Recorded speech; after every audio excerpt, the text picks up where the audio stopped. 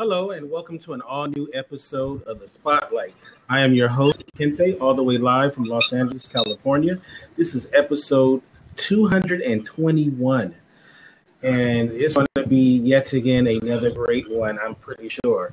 A little bit later, we'll be talking about the winner of Comic Book Madness Bracket Challenge. You will find out who won. It was a nail biter, and a lot of people have been asking me all week, who was the winner? I haven't told no one, not even my co-host, but they will find out a little bit later tonight. All right, so let me introduce my co-host, the one and only, we call him the captain, Captain Olaf Barbosa. How you doing, Captain? I am doing great. I was excited to be here tonight and chop it up with you guys, and can't wait to get into it. So it's been a good day here. Great state of Indiana. And all right, my next co-host is the one and only Arpo. How you doing, Arpo? Oh, I'm not Shay. Oh, I thought when you played the introduction, it said I was Shay. I thought I was going to have to talk like this. Well, I was wondering if you was going to be Shay or Kitty. I didn't know which one you was going to go for. Yeah. Well, I don't have the headphones to be Kitty, so. How's it going, man? It's going good, except for my sleep apnea. I was telling him before the show. So if I suddenly go like this, don't worry. Well, let's hope that doesn't happen. All right. So, like I said, a little bit later, we have Real Discoveries by Arpo, and of course, the winner of 2016 Madness Challenge, Comic Book Heroes Madness. But I want to first start off. We have a special guest tonight, the actor, Mr. David-schifter. How you doing, David? I always come in with a blast, and I am actually listening to fireworks. It's not gunshots, but fireworks outside my window. I can actually see them downtown. I live in North Carolina, near Wilmington, North Carolina, and we do a fireworks show here every Thursday night, and voila, right on cue. So you're starting to show off with a bang. That's right. I set this up for tonight. This is my intro. Thank you. We always appreciate that when people do something special for us. So we're not going to ask you to sing your name. Please don't. So what we love to do is when we have our guests on the show, we love to hear about your origin story. So I'm from New York City, borough of Manhattan. I grew up there, played on the concrete pavements, came up, grew up pretty normal. Growing up, I always wanted to work in film, but somehow I ended up doing television news. I actually was a host of a TV show in New York City called Spotlight on Teens. I did this throughout my high school years. And we had celebrity guests. We did man on the street interviews, live phone calls, which got a little hairy at times, as you can imagine. We were on every Friday night. We were even, they even did a sort of a skit about us on Letterman, David Letterman, when he was still on NBC back in the 80s. But when I grew up, went to college, I ended up working in television news, most of the time as an investigative reporter for television stations in Cleveland, California, New York, CNBC, news director in upstate New York for an NBC station, and also the ABC station here in Wilmington, North Carolina. I was news director and anchor here. So then with Wilmington, North Carolina being what it is, a film mecca, I just jumped ship one day. I said, I want to be an actor. I've always wanted to be an actor. So I literally left the familiar, the regular paycheck for a chance at doing something I always wanted to do. It's never too late to be what you might have been. So I took the chance, and I haven't looked back. I had no choice. I had to make a living doing being an actor, because I didn't have anything to go back to.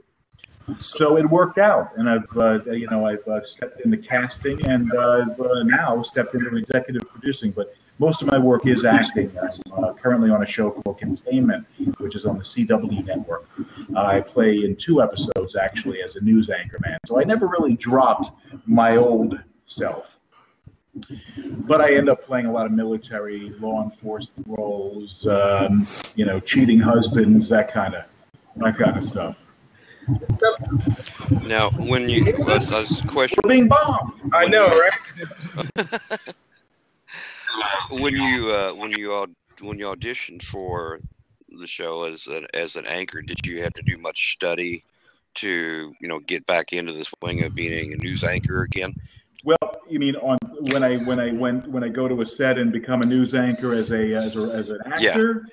No, it's yes. Like that. In fact, there was a show on ABC called Secrets and Lies where I was this pesky reporter, and the director loved me because I knew exactly. I mean, I even looked right putting the earpiece in, and holding the microphone. I did it all right, to the point where they upgraded me to principal, to a principal role as a reporter. So it was, kind of awesome. Have you ever auditioned for? It's like gone to somewhere and auditioned for like the reporter or the anchorman, and they say, "No, you don't look realistic enough." That is the only. I'll tell you something. The reporter or anchor role is the only role that if I don't get, I get really pissed off. It's like, and then I watch the show or the movie that I didn't get cast in, and it's like they cast that chucklehead over me. I'm the real deal here. So yeah, that's the only, but every casting director has a reason for casting a particular actor, and a lot of times it's stereotyped and it's not real, and I can bring the realism to it. But I like doing the roles. I've done that. I did that for 15 years for real. I like doing, and I've got the Emmy to prove it. Actually, I'll be back. There we go. Ooh. Hey, I bet this is the first time an Emmy's been brought on your show. First time, yes. Is it first time? Yes. We're not worthy. We're not worthy. I won that for investigative reporting for a series I did in Cleveland on Deadbeat Dads. It was a 3-part series which turned into multiple parts beyond that, and that's what I earned that for. Oh, wow. Oh, so that was you that was chasing me. Daggone it. I thought you looked familiar. No. It was Jerry Springer who was chasing you all off. Yeah. It was funny. A movie came out, I believe it was last year, called Nightcrawler. Did you see that movie? No, but I remember it. I don't think I saw it. It was a lot about the news game. It was a fantastic movie. And it was about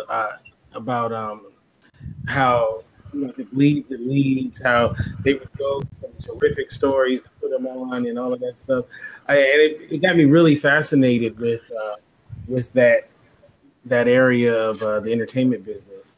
And you mentioned something about that they don't always look for realism, when they report on. I mean, when they show reporters and stuff on movies. So it makes you wonder, you guys who actually did it, do you guys sit up and critique, these?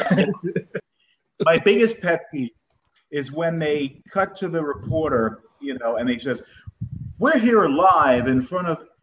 We don't do that. Right. It's very unnatural. The writers, as good as they are, they don't write news copy well. The reporter might say, you're looking at the house that just blew up. We're standing outside. Police are not talking to us just yet. Something like that. Not that we're here. It's, I don't like that. And you know what? Cops also are critical of law enforcement shows. Firefighters, the same thing. They say, hey, that's not proper procedure. You wouldn't clear a room and enter a room that way. Our military, same thing there. So it's nice to get it right. Yeah. So I'm available as a consultant as well for news. That's right. Yeah. Programming. That extra dough. Now, besides being in front of a camera and being in the entertainment industry, what did you learn the most that helps you now in acting and a scripted drama that helped all those years? Real life experience. I mean, I think the best actors are people who have lived a full and varied life, the good, the bad, the divorces, the breakups, the love stories, all make you who you are. And as an actor, you bring a little of that to, you lose your pet hamster, as a kid, all of that you bring to a set and to a performance. You really do. I will tell you this. It took my first acting coach when I left television news. I took my first acting coach 6 months to get an emotion out of me. I had no problem in front of a camera. I had no problem with a copy or anything like that.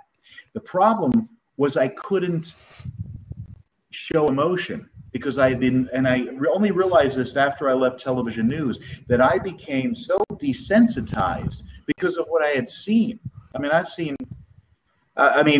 a reporter, you see about as much as the police do, and less than what the military sees. But I also, as a reporter, you're kind of trained not to be sensitized to what you're reporting about. That's correct. You're absolutely right. And if you ever you go by a crime scene, or you drive by an accident and the car's flipped over, or there's a yellow tarp over, something happened serious there, and you see the cops or the firemen, they're standing around, and sometimes you'll see them, candidly, they're talking, they're laughing, and it looks very insensitive. But the fact is that we use laughter as we would snap if we didn't use laughter to cover all that up. We would snap. And you've heard of PTSD. That's exactly what there is. There's PTSD among reporters. I don't have it. I really don't think I do. I mean, there are things that affect me, but I don't think I ever got it. But I know a lot. I work with the military as well. It's another completely. But I do work with all the branches of the military and federal law enforcement in a capacity, and I hear stories and things that just set them off. And officers too. I'm very good friends with a retired police officer who is, you know that he's affected by what he did for 25 years. I often wonder too, seeing so much, and I don't want to get too deep into your personal life, but how do you relate to, having a wife or kids, and then you see all that craziness, and then you got to come home and be normal after you done seen the worst of society? I mean, how do you do that? I never thought about it, but I've always had a way to compartmentalize the work aspect. And sure, you sometimes come home drained from whatever it might have been. I remember covering a story in Cleveland one time. It was Mother's Day weekend, and we were driving to some, lame-ass story about, some Mother's Day festivity. And the assignment desk radios us and says, turn around. They didn't want to give the address because our competition, we all listen to each other's radio communications. But I literally turned around in the seat, and I see this plume of smoke coming from the flats, which is down by the Cuyahoga River and Lake Erie. A boat had exploded right on a dock. During Mother's Day brunch, 2 firefighters were there with their mother. Off-duty firefighters were there with their mom. They jump in, pull people out who they could. As they're exiting, they hear a baby crying. They go in and extract the baby. And then a year, there was a year of fighting over the custody of the child. But that was a huge story. And those things, I remember, just doing live shot after live shot for the stations around the world.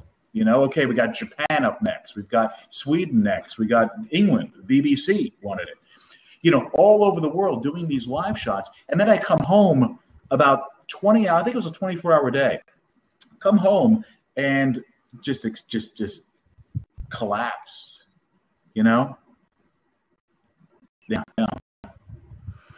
Wow. I just found that segment. It was a Cleveland boat explosion on the Cuyahoga River or something like that, and it came up with my reporting actually on YouTube. Somebody had posted it to YouTube at some point.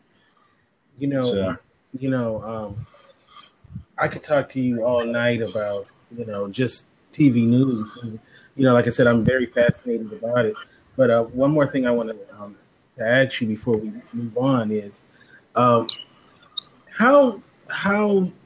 important was it to you that for so many people, especially locally, you were going to be the person that gives them the news, that you were going to be their connective tissue between the story and, finding out whatever is tragedy or something positive.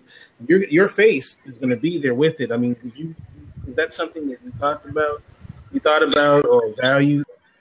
I've had little old ladies come up to me and hug me on the street who I've never met, but I'm in their kitchen, their living room, their bedroom. It's very intimate. I go to bed with people at night. When you think about it, you're in the room as people are getting ready for bed or doing what they do. You're there at dinner time. You're part of their day. You're part of their nightly discussions. So yeah, unlike any other, and unlike newspaper reporters or radio reporters, TV reporters are connected to the viewer. They're connected to their audience, as no other medium, no other reporter in any other media can be. Yeah, it's you're recognized. You're considered the celebrity, which I didn't like, but you're considered a celebrity, even if you're just a news person, because you're on that little box. Right. The news, like here in Los Angeles, the news people, they get big love. You know what I'm saying? So, oh sure. Oh, and listen, New York, L.A., Chicago, those are the big markets. Those are the markets that all reporters strive to work in, the majors, as they say. Okay, so you go from TV news, now you're acting, and now you got to go from don't show any emotion. A baby that's pulled from a burning building, somebody butchered the family, don't show any emotion. Now you're a father who's cheating on his his wife or whatever. Now you got to show emotion. So you were just talking about it was like this big shift. So how did you make the switch now? Now on camera, you got to be emotional at times. Well, the whole thing with my acting coach finally getting an emotion out of me, and it went from there. I think they say, oh, think about your puppy dying or something. Whatever works for you. Really, if that's what works, that's what works. But I have two beautiful daughters, and I don't think I think about any one thing. But if I thought enough about it, I can break down. I've never had to break down on camera, to the point of sobbing. It's not something anyone's ever asked me to do. I've certainly come across as, busted or, faking that I like somebody, and they turn around and that look comes on your face that, this guy, I'll snap his neck, that kind of thing. I just think life, the best actors are people, again, who have lived through different events, who have lived through experiences, the good and the bad. There's everything that happens to us. Doesn't matter what it is. Hopefully nothing too tragic, but it molds us to who we are, and it molds us to what our beliefs are. We see what happened in Florida over the last weekend, and we think about, my goodness, I could have been anybody in that bar. It just happened to be that place, that time. Belgium, in Belgium, that airport, shooting of the bomb. They just happened to be there. I've been in places that have been blown to bits. It just wasn't my time. I wasn't there. You coming to work today, you might have been, nearly T-boned by a car, and it's like a second before, a second later, and I wouldn't be here. And you start thinking about that stuff, and as an actor, for me anyway, I start to realize that the emotions come for me. They just do. Now, was there a moment in your acting career where you felt like, you know what, I'm going to stick with this. This is what I really want to do. I feel like I belong. I'm now part of this tribe. Was there a moment in your career at all? I don't know if I ever thought about giving up, because I've never been someone who gave up on anything. Even if the odds are, I'm bailing out the Titanic with a bucket and I'm not giving up. I don't think I've ever given up on anything really. So probably not. It was what I had to do, and I'm lucky enough to honestly say I'm a working actor. I don't, I'm not, and God bless those who do. I'm not in the service industry. I'm not, working as a bartender. Never have. There was a time when I did sell security systems. About 5 years ago, there was it just was, I released some baggage, which happened to be an individual who also is in the business, and threw it aside. And from that moment on, things sort of it was almost like the heavens opened up and opportunity fell on my doorstep. I mean, I've worked for the opportunities, but it just opened up, as bizarre as that sounds. So I don't think I ever thought that, but there have been moments when, I try to think, well, when do you make it in this business? Is it when you get your first $1 million check? Because that hasn't come yet. Is it when you've made a lot of money for a one-day, appearance, or on a day on set, or when you get booked as a lead on a project? And is it making it to get booked as a lead on a independent film or one day on a network series? I've had both. I've had the 1 day or 2 days on a network series, and I've had, 10 days on a well-paid independent film. When do you make it? I think it's up to you. Maybe I've made it. Maybe some people would say, God, he's made it.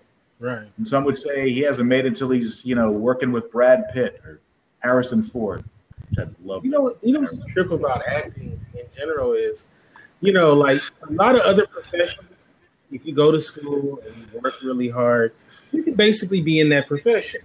But with acting, you could, it's not even about how great you are. It's not even about how educated you are at it. A lot of it is just, working hard and all that helps. But, it's a lot of times it's relationships. It's having the right representation. It's everything just falling in place. Like I've seen interviews with people who are successful, and their big break happened just so by happenstance. They were at a Starbucks and ran into a producer, and he just liked his face. So he said, "You know what? I'm gonna put you in something." Yeah, and you know what? You always hear about these people who make it overnight. I don't think anyone's ever made it overnight. I think you might have heard about them for the first time tonight because they've been working so hard anonymously to you for years, perhaps. I mean, Harrison Ford didn't start acting until he was in his late 30s, I believe it was. What's his name? Dustin Hoffman. Freeman. Slept on friends' couches. Was couch surfing for years before he got a break. It's not something that happens overnight. Even the kid who became Harry Potter. He was, they were like a week or two away from starting production, and they hadn't found Harry. And I mean, it was every casting director in the world was looking for the Harry Potter. No one could find the right kid. So it just happened that on a soundstage next to where they were going to film Harry Potter, they were filming some commercial, and some stagehand saw this kid who looked like what he thought would be Harry Potter. Ran over to the other soundstage, said, "Hey, there's a kid over here you might want to look at." And now we know who Daniel Radcliffe is. Right. He should give that stagehand a nice gift every Christmas. Yeah, really. Oh, listen. Here's the amazing thing about being an actor. We get breakdowns, and I apply to at least a dozen roles a day. Then, perhaps because it fits my, maybe my look or my age range, or what I think I can do. I'm not getting many biker roles. I'm not getting many high school student roles, but I am getting the teachers, and I'm getting the, maybe the weekend Harley dad. Mm-hmm. Right. But who's a doctor who owns a Harley or whatever. But I apply for all these roles, and then I get an invitation to audition, and I think, oh, that's amazing. They think of me well enough to think I fit the role. So then I audition. Then all of a sudden I get a reply that I got a call back. That means they whittled down 500 actors down to maybe 15. And now they're going to whittle it down to one. And then, perish the thought I actually get the role. Right. It's amazing to me. I've been booked in New York City or in L.A., and here I am in Wilmington, North Carolina, and I've been booked in New York or L.A. You don't think they have enough capable actors in either of those cities? Right. God, and they pick me? Right. That's funny. I have a friend in L.A. His name's Kevin Dunn. If you look him up on IMDb, you'll see he's been in a lot of stuff. But his whole thing is that he and Oliver Platt are so much alike. He says, if you see Oliver Platt in a movie or a TV show, it's something I auditioned for, and he got it instead of me. If you see me in the movie, it means Oliver Platt didn't audition for it. So that's, I'm just noticing the thread of live chat on the right-hand side. Any particular dream roles, somebody asks. Yeah, I would love really a lead role, and I could carry it. And I've done roles like this, I've played murderers, corrupted, murderers. I'd like to play that kind of role. It's fun playing the bad guy. Star Wars, there's my dream role. And I'll do craft services. I'll have the snack table, snack table on Star Wars. Just to be there. I'll be an extra.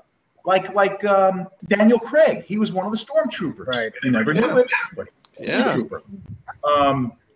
anything else I'd really like to sink my... Oh, we know you've made it, David. Thank you, David Vaughn. That's good of you. Anything I'd really want to sink my teeth into. One of an action movie. I can do limited. I don't want to break my bones, but I can do basic stunts. I can run all day long for you on film. But I'd like to do something where it's physical, some fighting, perhaps. I have tactical experience. I've had law enforcement training, and I have military training currently. It's a story in itself. So, somebody asks, I always enjoy casting someone as a villain. They always get a kick out of them. Yes. Revolution. Somebody's pointing me out from Revolution. That was one of my favorite shows when it was on TV. I like. Oh yeah, Giancarlo Esposito, awesome. Oh, awesome. I was one of the Monroe militia. I was one of the militiamen in Monroe. The better here. So, our friend Olaf, he has law enforcement training. Do you? You know the guy that wears the suit and they let the dogs attack him. Oh yeah. The bike suit. Yeah. It's like I worked for about 7 years as a law enforcement explorer advisor, and my background in ours, I've been a machinist, welder, fabricator for the last 40 years. It's like I've retired now, but it's like when the local police department needed like special cages or whatever in their cars, I was the one that made them, and I set up like 3 of the canine cars, and they used me for fresh meat. So it's like I'd put on the bite sleeve, and I feel for you there. Did they test the tasers on you too?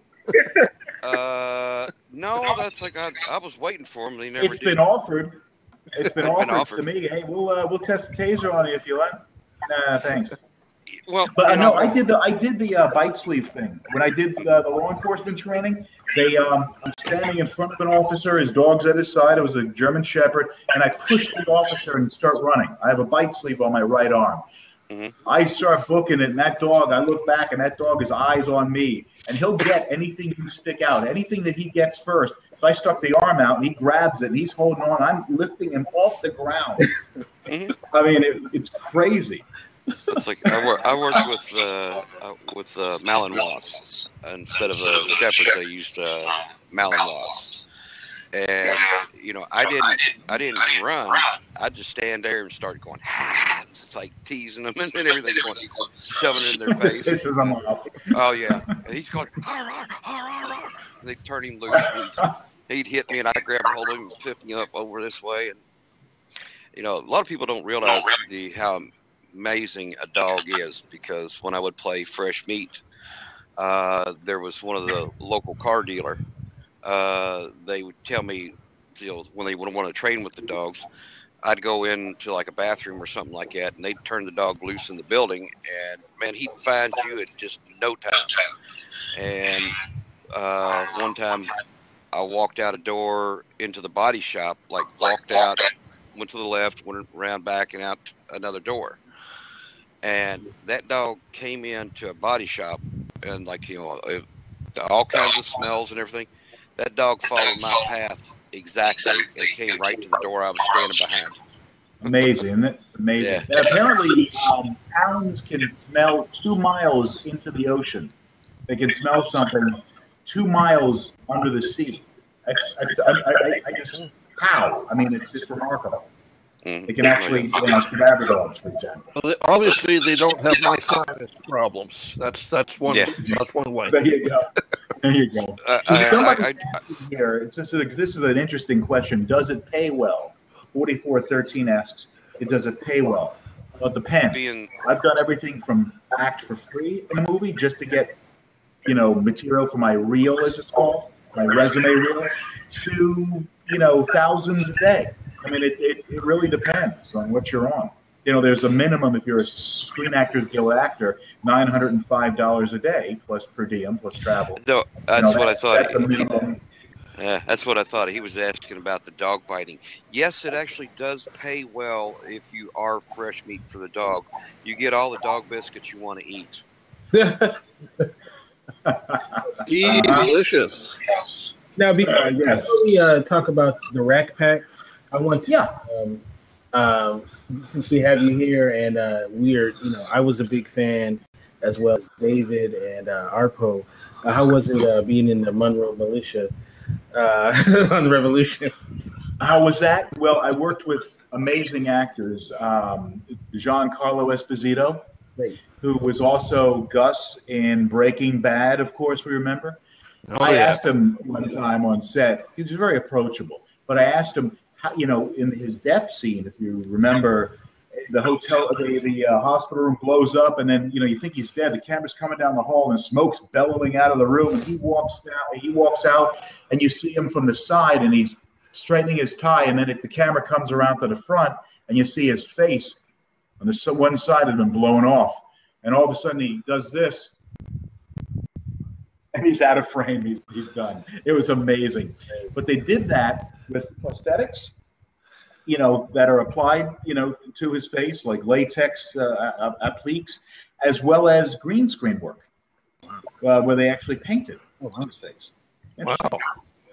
An amazing experience. A lot of fun, a lot of running around. We get to play with guns, good stuff. Good show. I wish it made it another year or two. In fact, they never should have left North Carolina. Nah. They filmed here, then they went to Houston. That's what happened. Yeah. All right.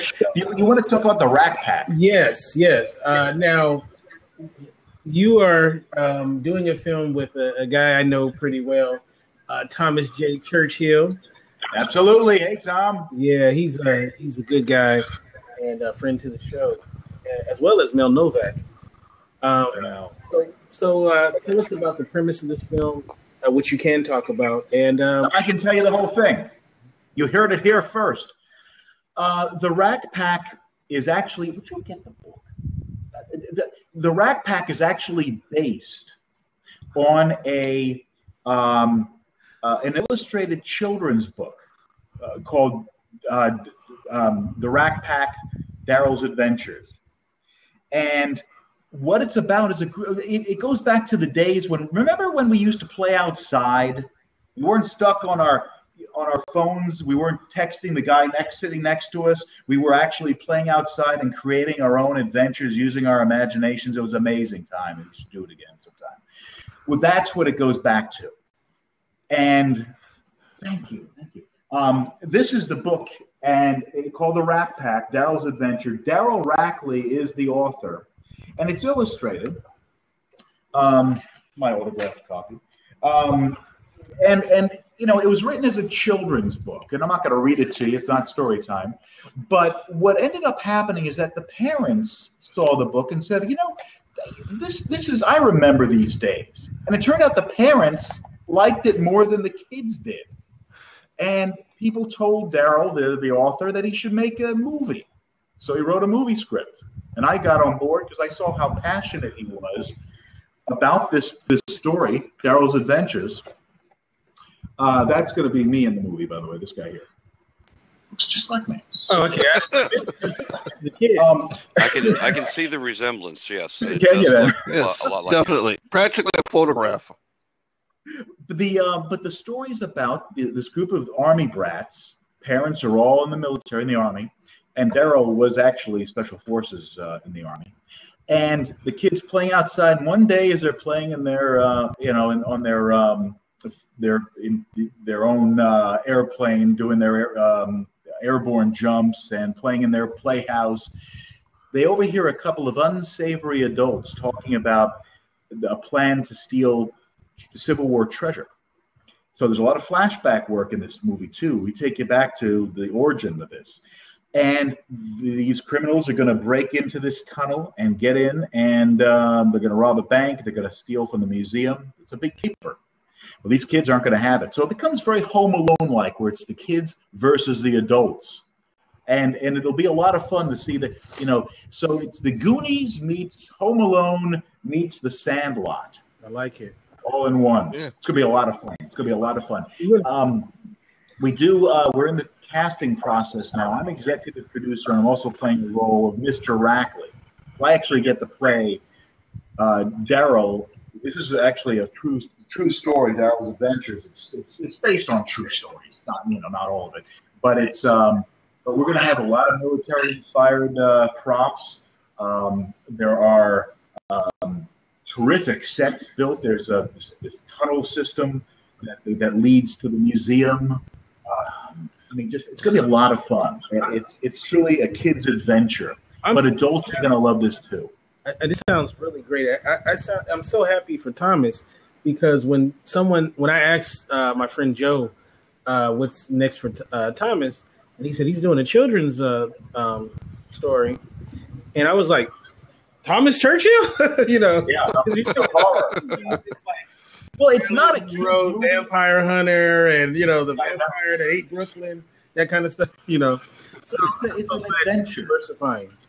This is an adventure story. So really, anybody who's ever been 13 before is going to love, or 10, is going to love this story. And you're going to love the kids in this thing too.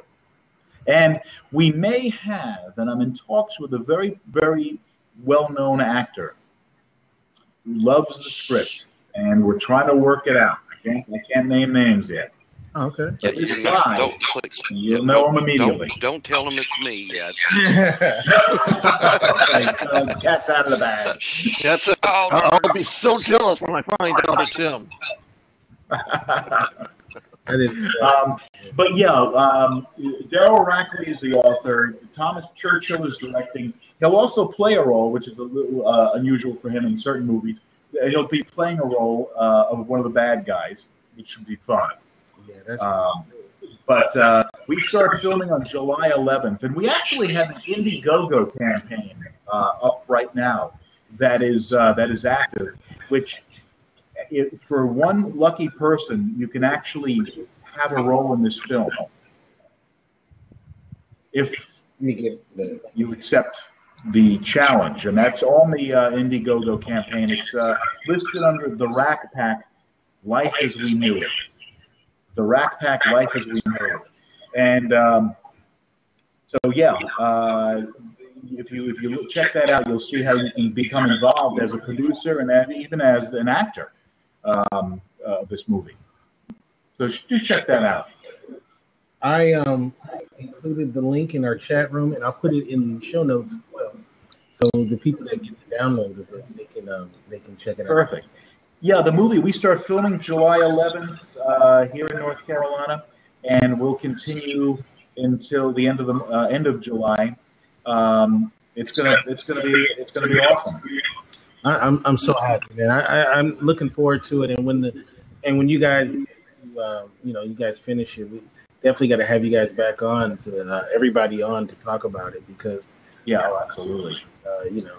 So okay, so now we've come to the point of the show that we affectionately like to call rapid fire, and the way that rapid fire works is that me, then Olaf, then Arpo is going to pepper you with questions.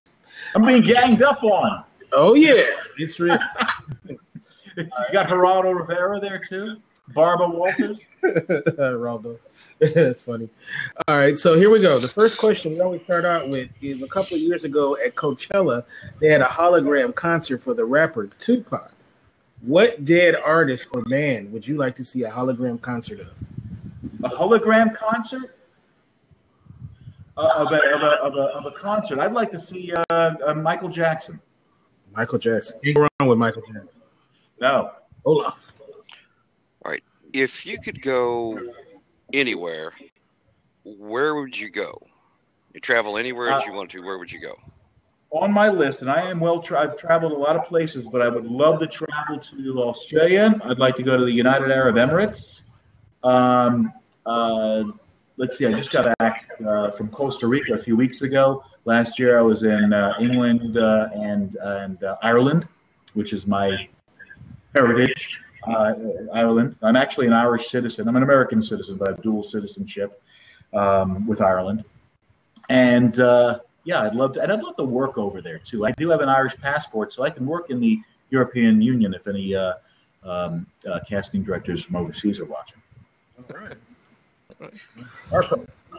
All right. Well, so you're here to, talk about the wreck, and that's great, but I just got to know, being a big fan of the Sci-Fi Channel, Harker the Awakening, when?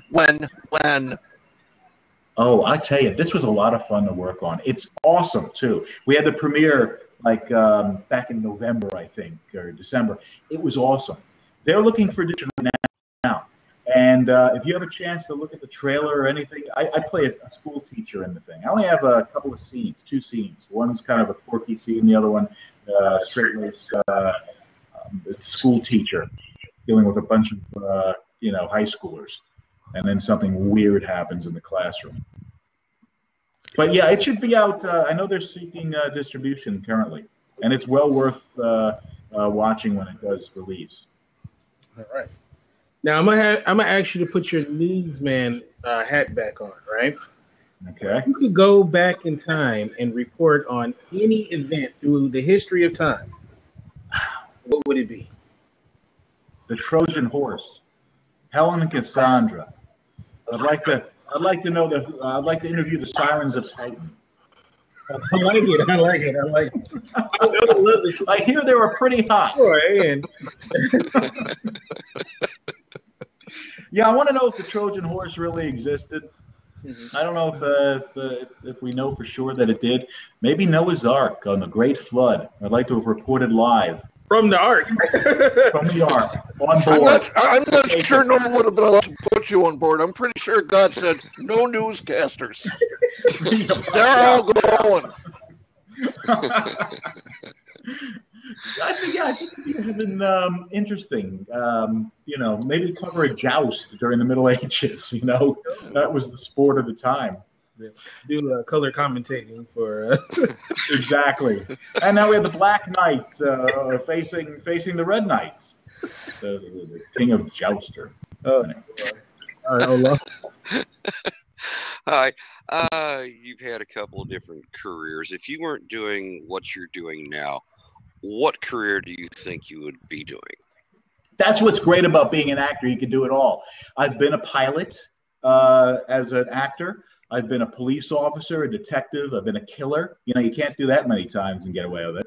I've been what else have I done? I've been a Marine gunny sergeant in a movie coming up called Checkpoint, which Thomas Churchill also directed. So I played a Marine gunny. I would love to have been a Secret Service agent. And I looked into it a few years ago. I'm too old. They won't take you after 35, I think, or 34. Right. So I would have thought that would have been interesting. But, I've had my taste of it all. I have a taste of being an airline pilot. I've had a taste of, all these things. So I can honestly say, I've worn a fireman's helmet. I've done these things, not for real. By no means am I saying that because I played a Marine that I'm, some American hero. Absolutely not. I got great respect for law enforcement, firefighters, and for, first responders and the military. I couldn't do it. And I do work with the military now as a role player. I play a combat injured soldier, and I'm treated and everything else. And I work with some very, very interesting groups that you've heard of, groups that you'll never hear of. My brother and his wife and two of his kids, they actually played Iraqi citizens at a fort down here, and basically they would go there and they would have to be there for like 3 straight weeks, and they would they had to dress up and everything to get them ready for going over, and so it was like really a family affair, and they had to speak a little bit of the language and all of that stuff. Yeah, it was real intense. That is interesting. Yeah, I mean, I do it for a day at a time, or a few days at a time, but not overnight, not 24 hours. It's like, 30 minutes and I'm done. They, get a new uniform, they clean me up and, fix my wounds, the prosthetics and all, and then send me back out in another, scenario, active shooter scenario, personal, high risk dignitary. Well, I play a dignitary, and I'm protected by a group. I mean, it's great stuff. And then suddenly we're under fire. It's crazy stuff, but we're actually helping these heroes in their, hopefully they'll never face it, but when they do, they'll have this to pull on, the treatment strategies and such. That's cool. Yeah. Arpo. What is your guilty pleasure TV show that you don't necessarily brag about watching? I don't know. Anything that I'm on, I like to watch. Anything I'm in. At least my episode. I would be that way too. Yes, definitely. Let's see. Orange is the new black, and I can't wait for the new season coming out. I think on the 17th. I love that show. Great show. That's tomorrow. That's right. I think it is. Isn't it? Yeah. Oh, there goes the weekend. Binge time. Binge One time. more Yeah. Rapid fire. What is your favorite guilty pleasure junk food? Guilty pleasure what? Junk food. Junkie? Junk food. Junk food. Oh, junk food. Chocolate covered cherries. It was my dad's favorite. Dark chocolate. It's got to be dark chocolate. And it has to be liquid filling, not the cream stuff. That was my dad's favorite. Really?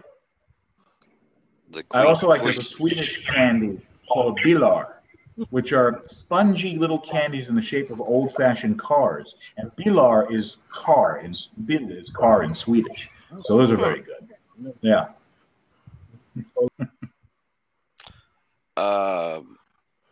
It's like the Hollywood Squares with the four of us. Yeah, I know.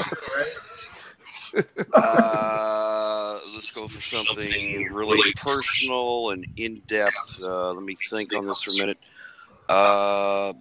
Dogs or cats? I knew it was going to be that. Dogs, basset hounds. Basset hounds. Okay. Arpo? Shout out to my basset hound Shorty. I don't know. I was so excited about hearing about Harker, the awakening, that now I know. If I can somehow get a screener of that, I'll get it to you if I have permission to send it to you or give you a link or something. I don't have a copy of it because I know it's still under wraps for the purpose of. Yeah, right. Maybe that's a future guest for your show too. The producer's there. Yeah. So I'll ask favorite alcoholic beverage. Captain and Coke. Well, actually, why don't we take a look, shall we? It's like, there we go. Captain and Coke. You got it. And see the liquor closet. So, we have Serrano. We've got Cacique, which I got in Costa Rica. It's delicious. I got some Cuban rum, which has the Cuban stamp on it. Don't tell the authorities. But yeah, Captain Ink, I mean, it's full. Come over for a drink sometime. But yeah, it's a story about that Cuban rum too. It's 16th century Italian.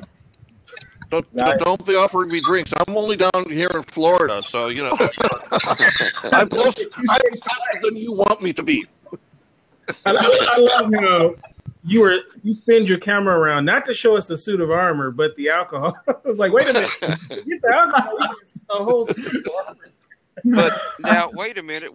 You got to stop and think about this. The suit of armor and the alcohol go together.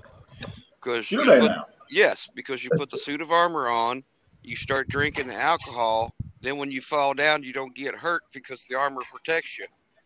That's a great strategy. I like it.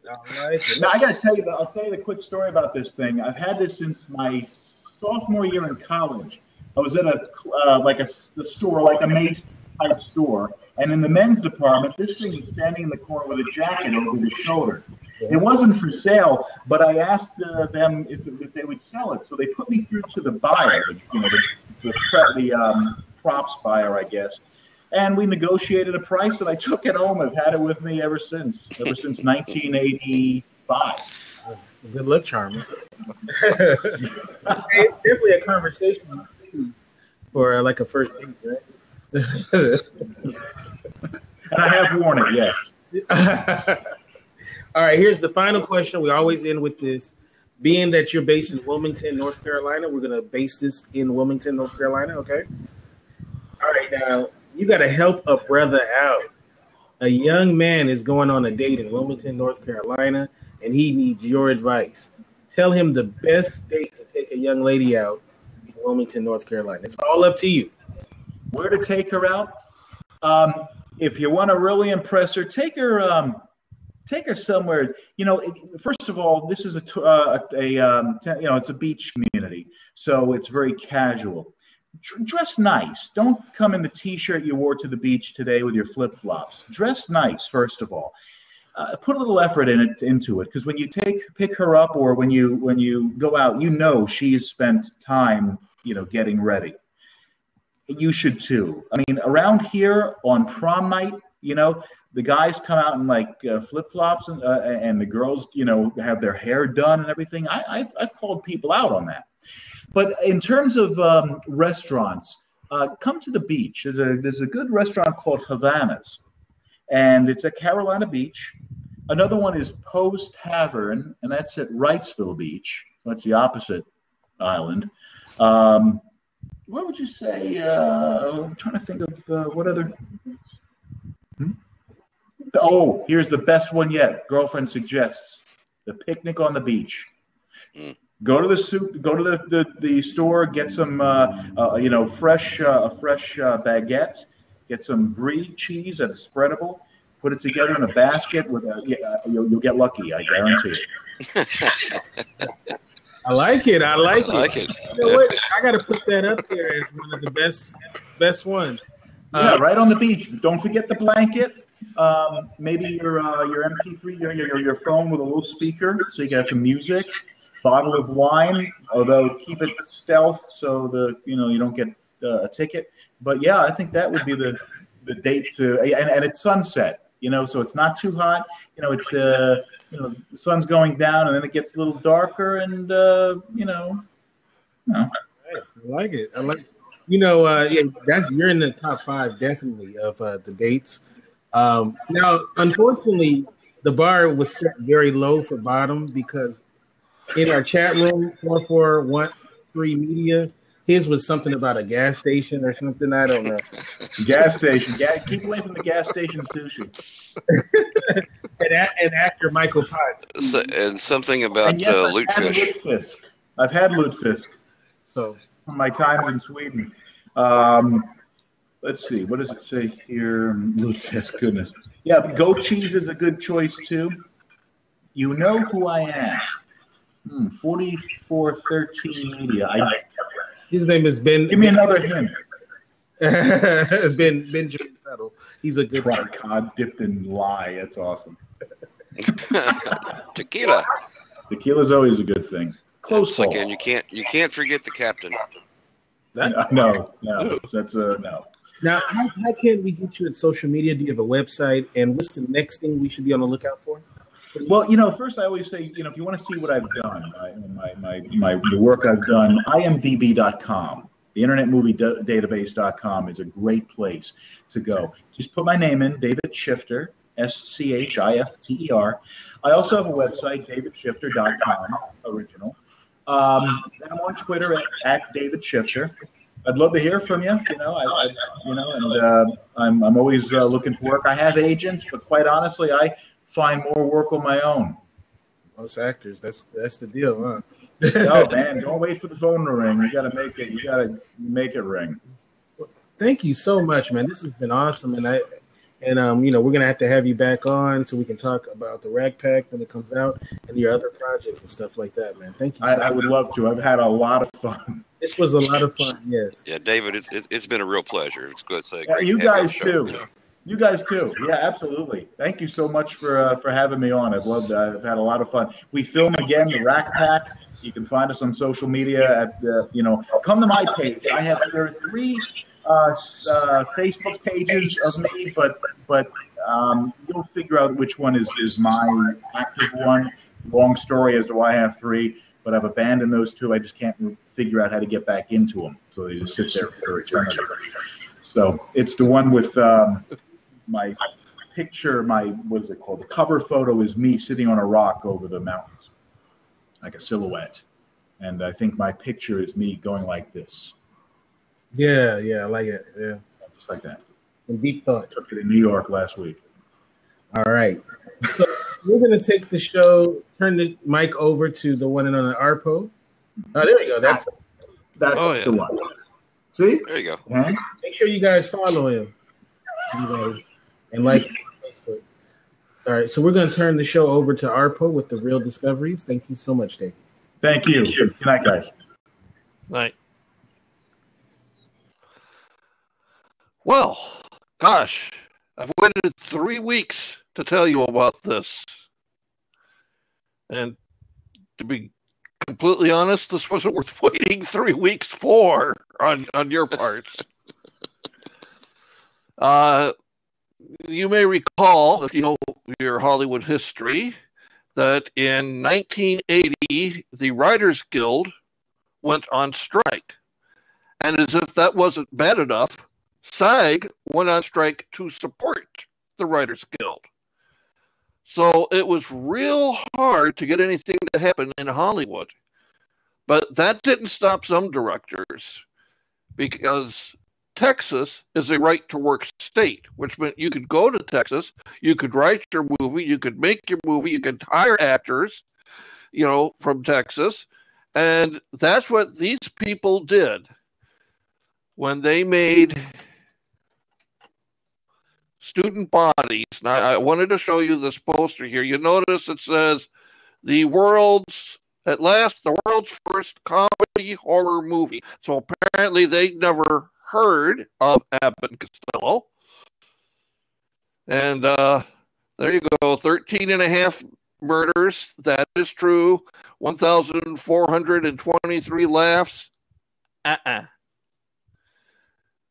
Very few, not even chuckles in this thing. I mean, this was just putrid.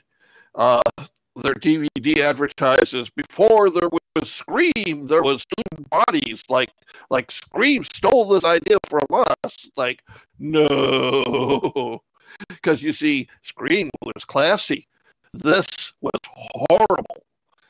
Basically, it's a satire on slasher flicks, on serial killer flicks. It's a guy called the Breather who is committing murders at the local high school. I think the opening sequence says it all. I wish I hadn't had to do this as a rental on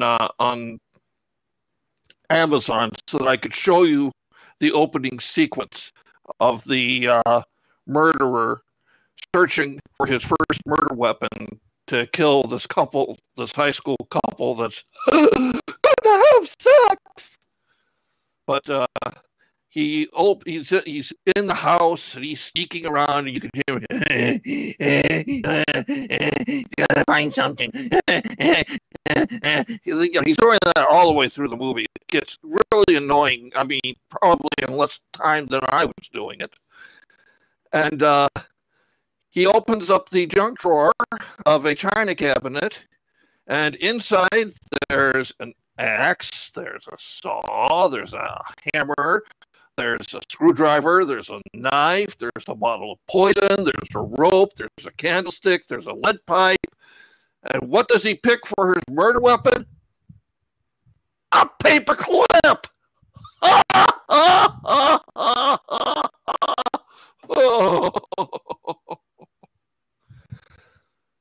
That pretty much sums up the whole movie. I mean, he's just using the weirdest things to murder people with.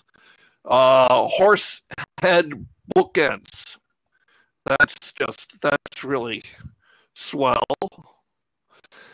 And of course, there's one good girl. I'm going to tell you the one thing that gave me a chuckle out of this movie, so that you won't have to waste your time watching it.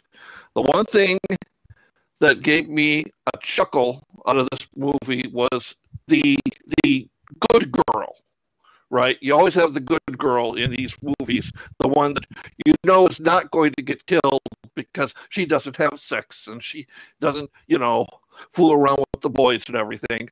And there's a scene where she's in the girls' locker room getting ready for a volleyball game, and she has the sweater that she wears that has a little button on it that says no. When she takes the sweater off, there is a larger button on her blouse that says, "It isn't nice." When she takes her blouse off, there's this huge button on her bra strap that says, "For the last time, I said no." That's it. That's the only thing that made me even chuckle, only because the button on the bra strap was so huge. So, now you've had some good samples of the humor from this thing. I will go on to say that it doesn't star anybody of any importance. The only, I think, intelligent person in the cast is the actor who actually did the voice of the breather, because he used an alias. He didn't use his real name in the credits. Smart man, Mr. Jerry Belson. That's your real name. Ha ha ha. You thought we could find out? And a sign of real class that these people showed. I gotta find it here on IMDb, because I saw this after I watched the movie, and I was checking out the trivia. Come on.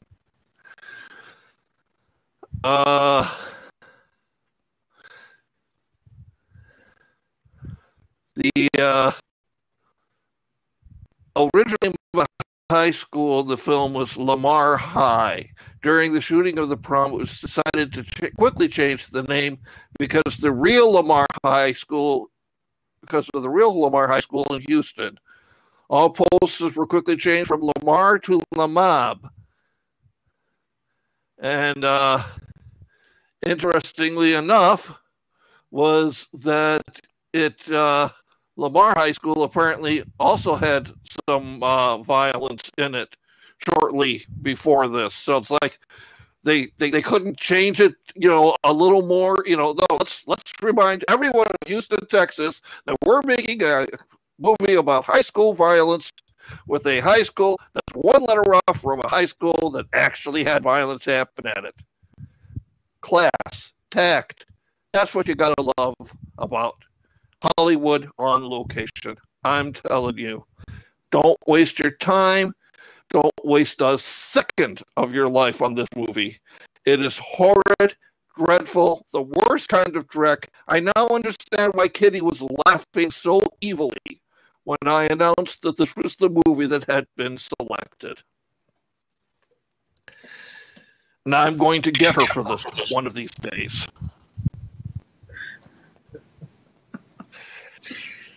So, let's reach down in the little nook and pull out the handy-dandy psychotronic handy-dandy falling apart psychotronic encyclopedia film. And let's give Kente the hard part this time. Page from 2 to 802. 2 to 802. Let's try 666. You already did 666. Really? Okay. Yes. Let's try 187. Okay.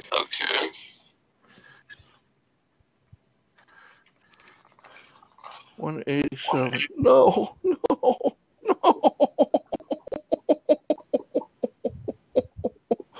Okay, 1, 2, 3, 4, 5 movies on it here. And 3 of them are really painful, so you got a real chance of causing me tremendous misery here.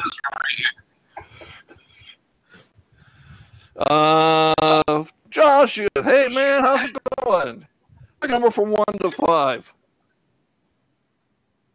3. Damn you! The movie for next week is Dick Tracy. No, at least it's not the Warren Beatty one. Oh, it's not that one. It's not that one, thankfully.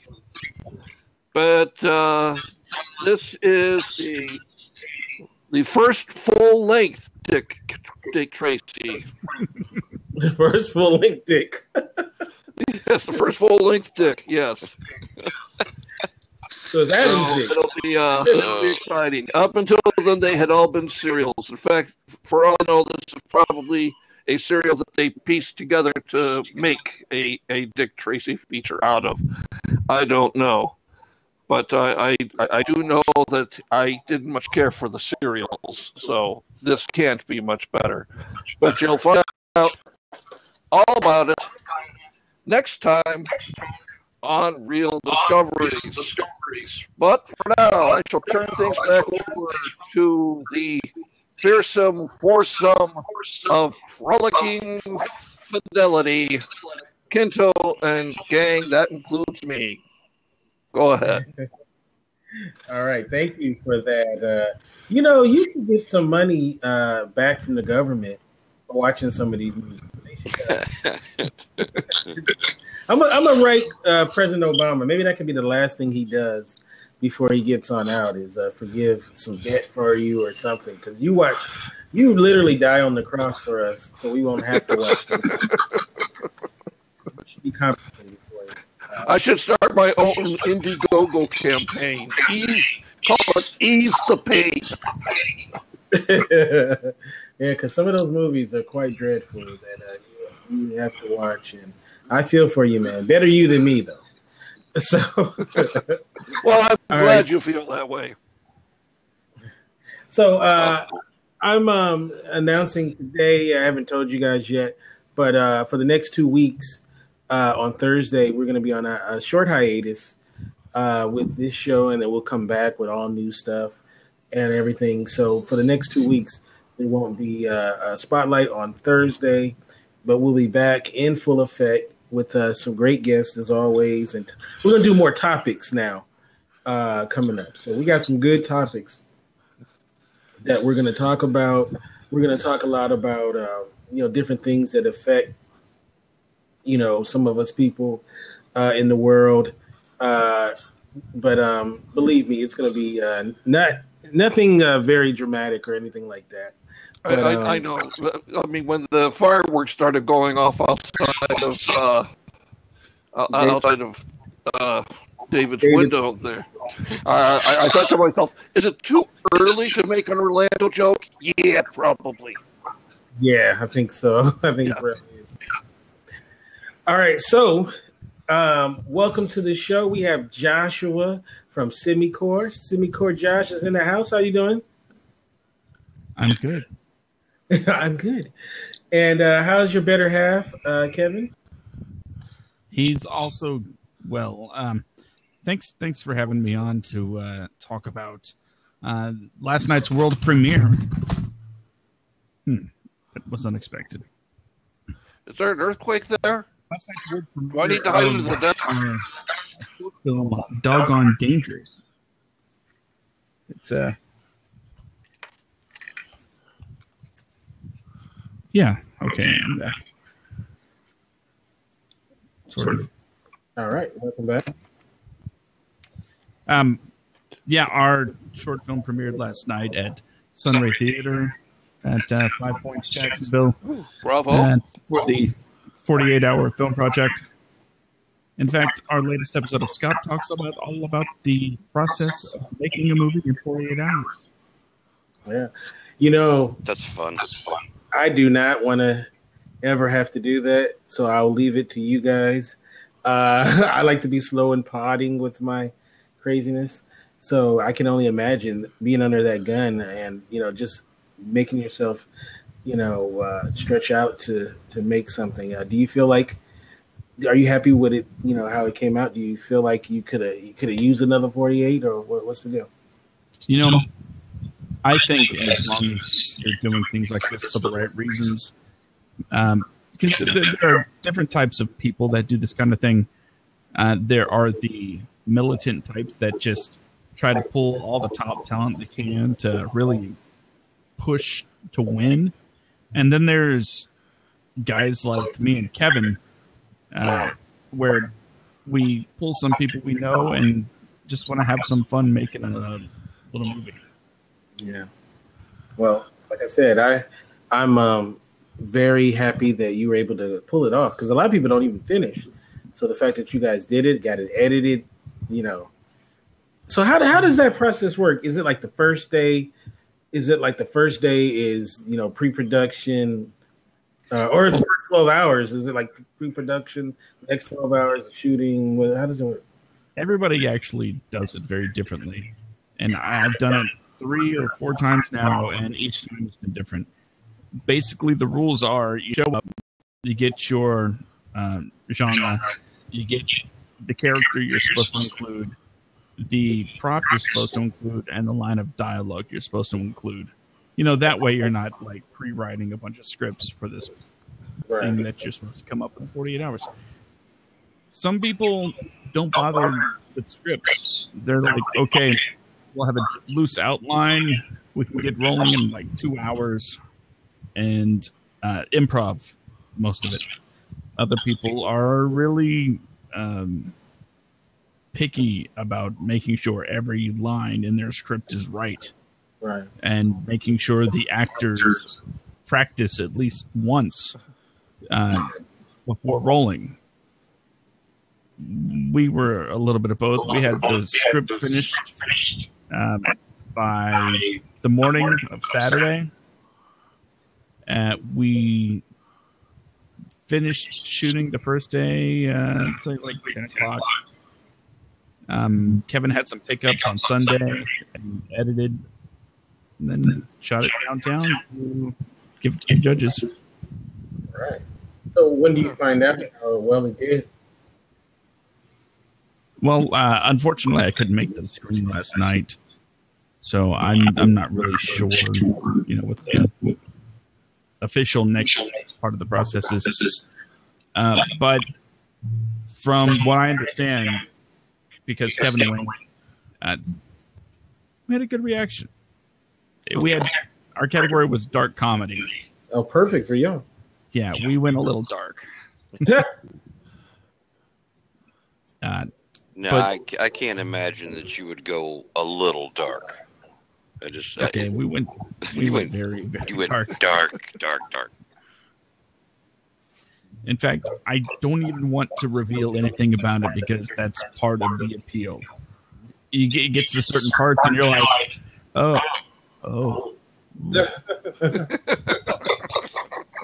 So when do we get a chance to see it?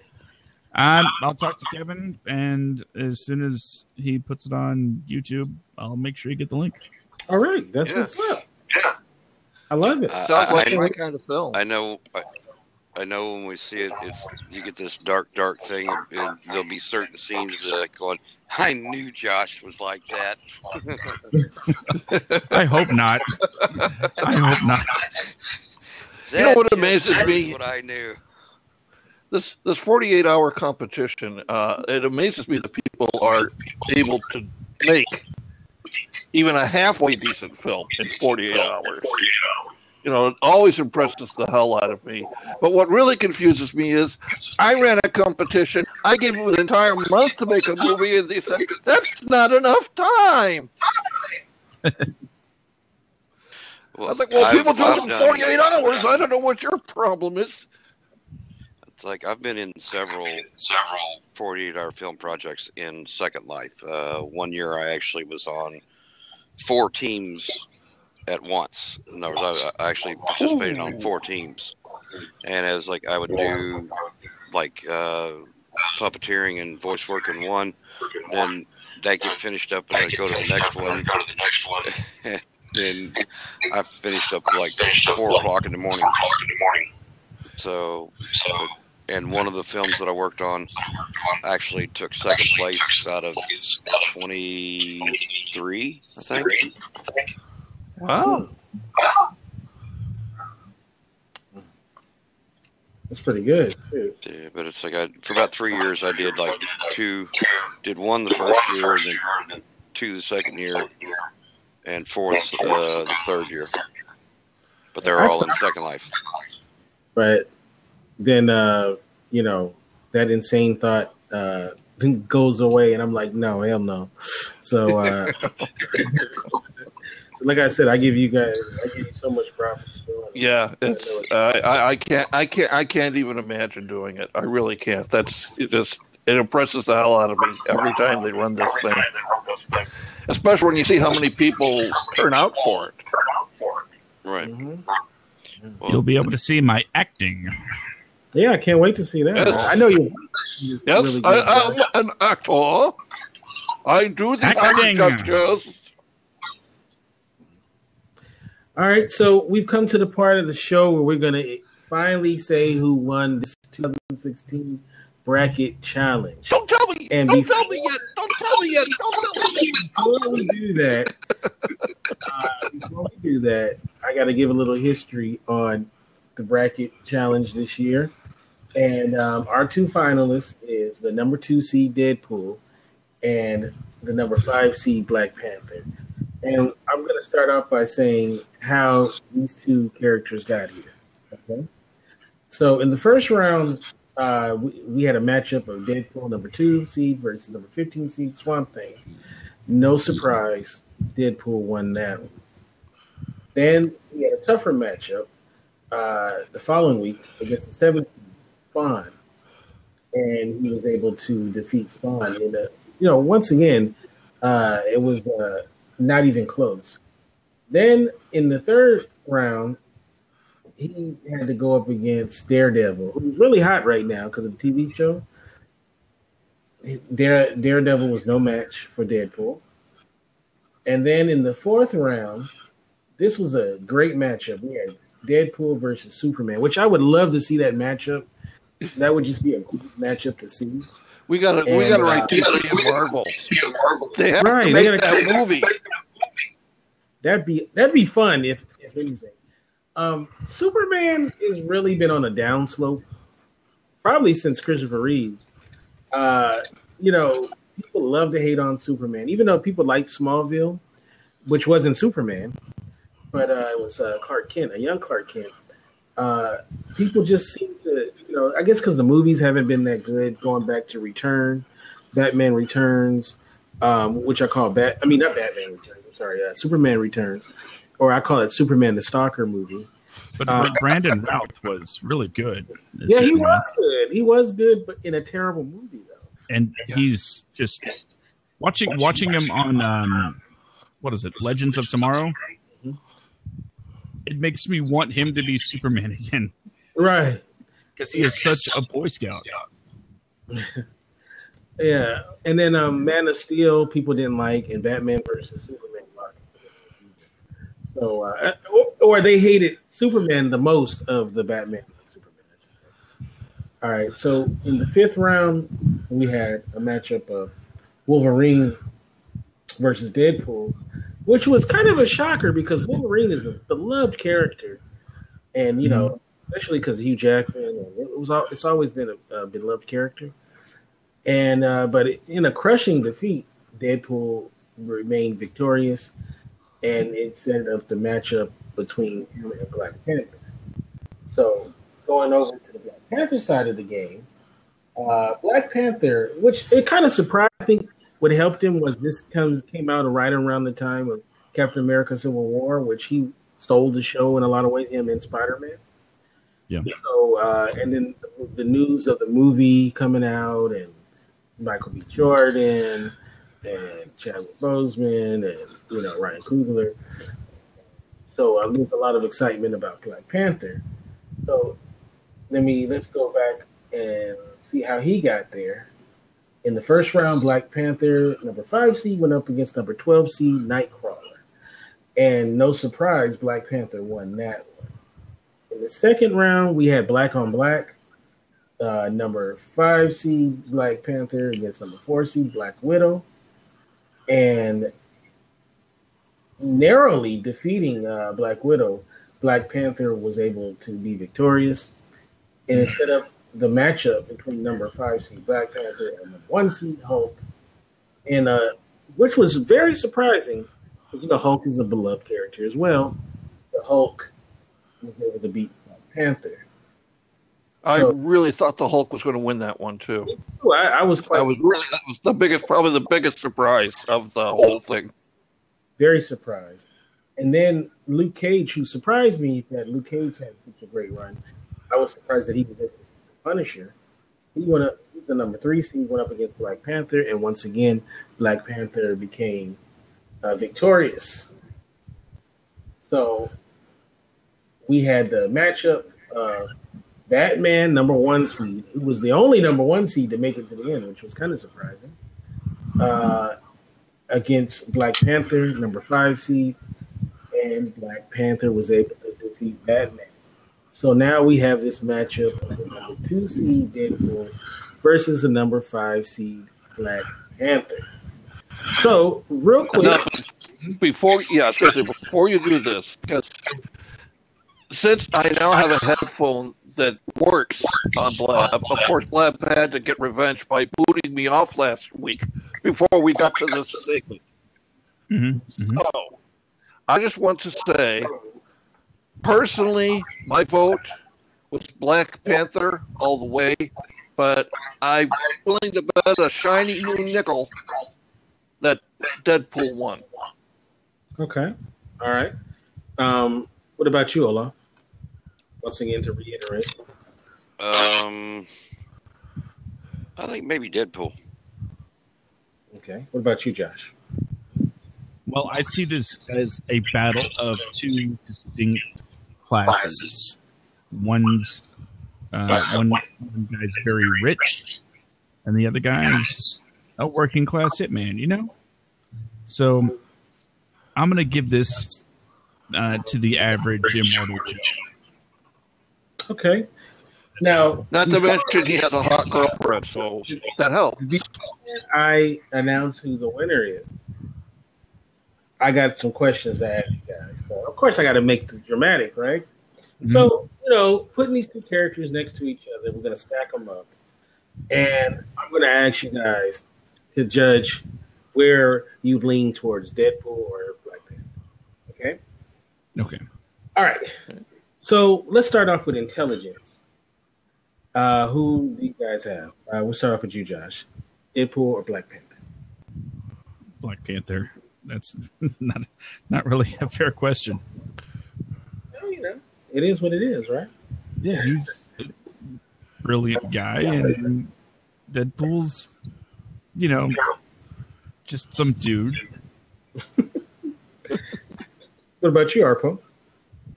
I have to go with Black Panther. He's cultured, he's intelligent, he's well educated, and he still has his brain, which I suspect during the process of becoming Deadpool, Wade Williams lost his somewhere. It's probably still on the floor in the laboratory somewhere. You should go back and look. All right, Olaf, who do you think is more intelligent, Black Panther or Deadpool? Black Panther. Yeah, Black Panther. We'll give it to Black Panther. Okay, now let's talk about origin story. Deadpool.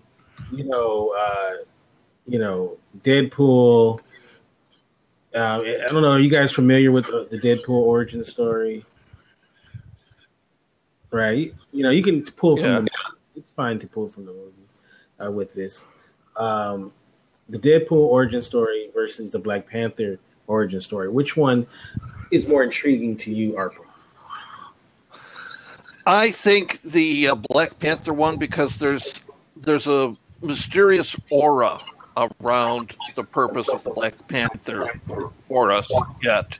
Even in the comics, we understand he's the protector of his people, that he's there to protect Wakanda from looters who want the vibranium, but there's still a mysterious aura around him. Whereas Deadpool, we know what happened. I mean, we got two slightly different origins, but they both are kind of similar. And incidentally, I recently rewatched X-Men Origins Wolverine and had completely forgotten. Everybody was saying, why did they pick Ryan Reynolds to play Deadpool? Well, he played Wade Williams in X-Men Origins Wolverine. Right. So he was a natural choice. Right, and I think he really wanted it too. I think Josh can answer this one, but I believe he was a huge fan of the character, right? So it was he was probably mad as hell that he didn't actually get to play Deadpool at the end. They got someone else to do it. Right. All right, Josh. What about origin stories for you, Deadpool? I guess if we'll use the movies, I'll go with Cancer Boy. Okay. Yeah. What about you, Alon?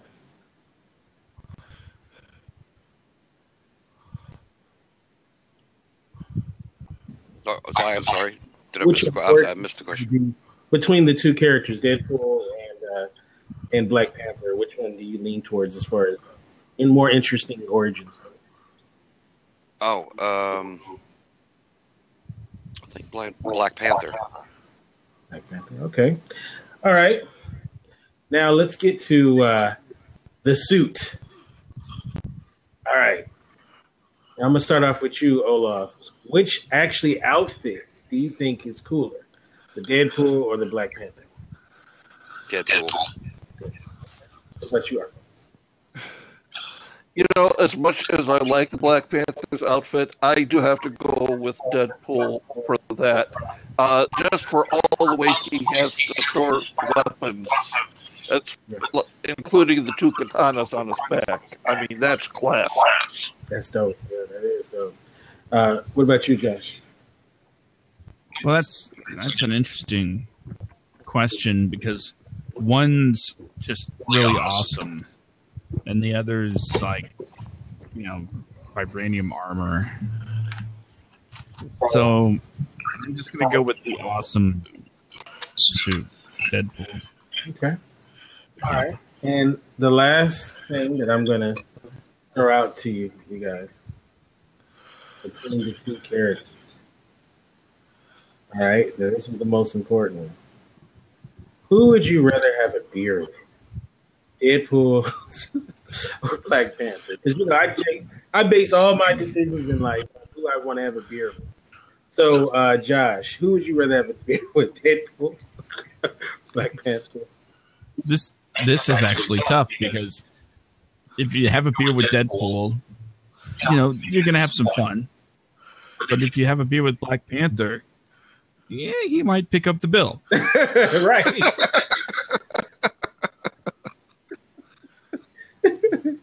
It might be his own brewing factory.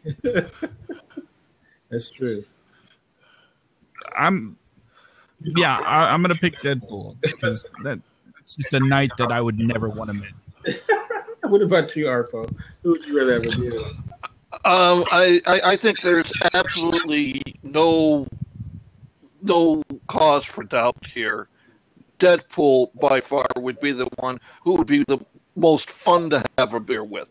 Black Panther might be the most interesting to have a beer with, but Deadpool, definitely the most fun. Right. And what about you, Olaf? Who do you want to have a beer with, Deadpool or? Well, when you're having a beer, you're having a beer for fun. You're not going for intellectual conversation. You're wanting to have fun. So I'm going to go Deadpool. Now, I'll tell you one thing. I'll tell you, Deadpool, if we ever had a meal together, he better not take his mask off because I don't think I can eat looking at that face. So he's going to leave the mask on or I won't be able to digest my food. All right. So I teased you guys enough. And so let's go to the winners. And we had a lot of people voted. And we had tons of people voted. And in a landslide, 98.8% of the votes. Commercial break. Our 2016 comic book hero madness champion is. We'll be right back after this. Deadpool. Deadpool is the winner. If the Black Panther movie had come out during this, he might have stood a chance. But right. I don't think so, though. Let me ask you guys a question. A year ago, would Black Panther have won this? I mean, not Black Panther. Deadpool. Would he have won this whole tournament? You think a year ago? No, it's hard to say. He was most people probably wouldn't have known who he was. I don't know, or only known him from the Wolverine movie, and said, no. Yeah. Now I want to ask you a question, Arpo, and I'm gonna leave it to Josh to. He's gonna accept the award for Deadpool. So he's gonna answer for Deadpool how he would accept the award. But before I want to start off with you, Arpo, because I like to go to you for historical purposes. I thought it was for hysterical purposes. God, I got to look at my contract more carefully. What kids like in superheroes today is very different than, say, the 50s back in the day. It's just a different mindset, a different, like Superman was more appealing, 50 years ago or whatever, right? Whereas now a character like Superman is not perceived the same way. What do you think that says about society that, someone who's a Boy Scout who's, for true justice in the American way is kind of thought of as a lame person today? What is that? How do you feel about that? Well, the thing is that DC hasn't kept up with its audience. And even in terms of children. I mean, back in the 50s and in the 60s, when I was a little boy, you were looking for hero escapism. And boy, it just didn't get any better than Superman and Batman. Right. I started reading Spider-Man. I liked him. A lot of the Marvel comics, I didn't like at first. It's like, what is all this realism in here? I don't read comic books for realism. I read them for escapism. Right. Now I think today's kids, with improvements in television and movies and video games, social media, reality impinging at their door, I think they start looking at comic books that are set in a more realistic atmosphere. And they go, guy who flies and fights for truth and justice, and that's just because he's a really good Deadpool. Yeah. Right. Slice and dice, baby. Wolverine. Where do you think the change? At what point do you think the change happened? Because I remember, years ago when Spawn was huge. Spawn to me was like that dark hero where a lot of people was really, really loves the character Spawn. Which years previous, Spawn would have never. I don't think would have ever been as big as it was. Just using Spawn back in the 60s and even the 70s, Spawn would not have worked. I think it's because the anti-hero became the in thing. In television, in movies, the anti-hero started becoming the in thing. I mean, you talk about classic westerns. The first one that comes to mind is High Noon, where Gary Cooper plays a marshal. Was, I mean, the first Western anti-hero because he doesn't want to do his job alone. He's scared. And that was very real. And people were like, oh, this is, you're denigrating Westerns with this. You're making them, you're making the hero weak and a coward and all that, And I'm just like, I thought it was a brilliant idea. And when I may tell Kente that when he comes back, I don't know. Maybe I'll keep it a secret now.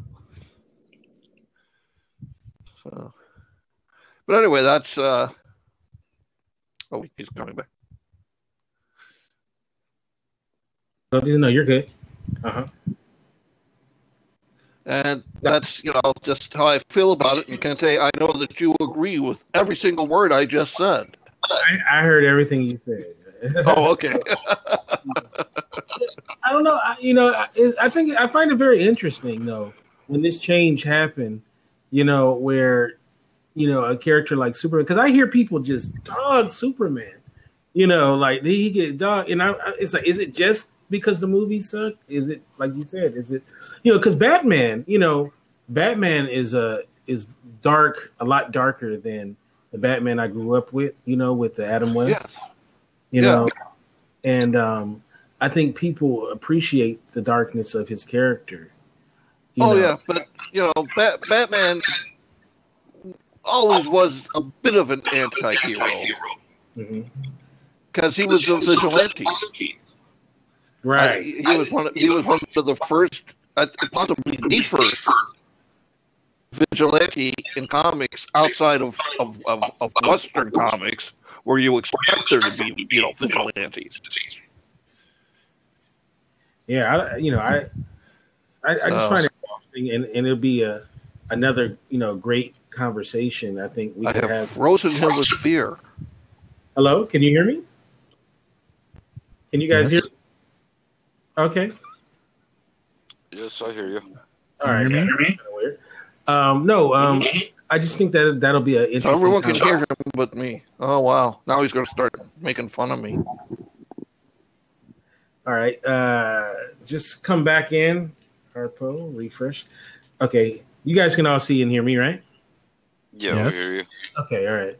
I think it's a very interesting conversation that I think we should have at some point on the show. Okay. About where I'm not hearing them at all. All right, I'm going to take the chance and reboot this thing.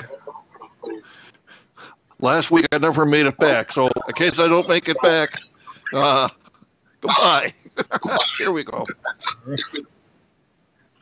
Yeah, I just think it's an interesting conversation. So, all right. So now, Josh, unfortunately, Deadpool couldn't make it, so he sent you in his honor to accept this award. So you are now at Deadpool. I'm Deadpool? Accepting the yeah. Okay. I'm really unprepared, so it's called improv. Hi, kids. I want to thank each and every one of you for wanting me to win this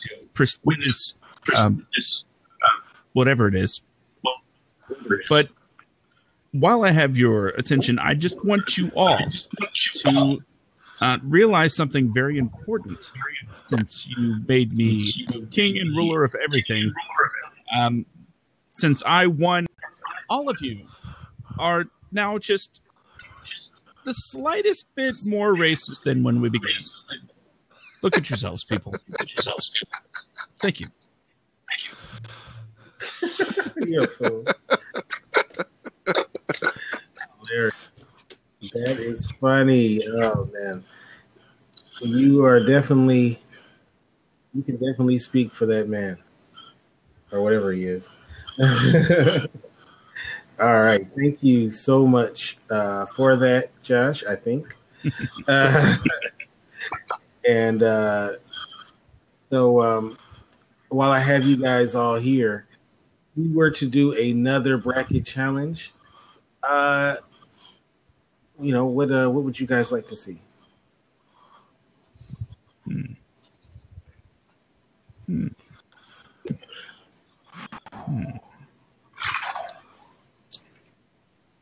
That's a toughie. You've pretty much covered all the really good ones in the past few years. Mm-hmm. I would think you want it to be something obvious. Like the top Hooters girl. I don't know. Wow. I'm up for that. Or classic Playboy Centerfolds. I definitely vote on those. I think you get a lot of votes on those. I would think so. Okay, Hooters versus Playboy. Podcasts. That'd be crazy. So you said to do the top podcast. Yeah, there's only about 100 million, so I don't think filling out a bracket would be difficult. Yeah, but we don't cry when we got knocked out in the first round. Well, that's why, in the interest of fairness, you can't put your own show on. Interest in not losing badly on your own bracket. How about because there's always a lot of discussion and always a lot of debate about this. How about worst piece of casting? Okay, that's good. It's interesting. I do like to focus on characters if possible because you can talk about their character traits. You know what I mean? Like like this guy versus that guy. It depends. How about secondary characters? Secondary characters? Sidekicks. That's good. All right. And so we'll work on. They don't have to be everybody. Superhero sidekicks, man. I'm a big I'm a big fan of Baba Louie. The skipper. Gilligan. You can fill out a complete bracket just of like Doctor Who companions. Oh, that could be fun. Because you could do a full bracket of Doctor Who character or Doctor Who companions. All right, Kenneth. All right, so I'd like to once again thank our guest that was here a little bit earlier, David-schifter, and also keep an eye out for the Rack Pack, a film that's coming out in 2017. And thank you so much, Josh, for talking with us tonight and joining in the fun. How can people get you on social media and such? Say again? How can people get you on social media? Oh, if you like my face and if you like my voice, you can follow me at SimicorJosh or head on over to simicorstudios.com or facebook.com/SimicorStudios to find out everything that I'm up to. All right. And Arpo? Facebook under Richard Pochard. I don't really use my Twitter feed anymore, but it's at VoiceGuy1000. Also, obviously, Team Underground. I'm usually floating around there somewhere. Okay. And Olaf? Well, you can stalk me on both Facebook and Twitter, but just don't stalk too close because I do get nervous and I do have an itchy trigger finger. All right, you can follow me at Kente F. And just I want to know where the cartridge came out. Because it didn't come out of his hand. It had to come out of some. Side discharge. Right there. I see. Okay. And I want to let you guys once again know that we will be on a hiatus for the next 2 weeks. So we'll see you in 2 weeks. Everybody have a great weekend and God bless.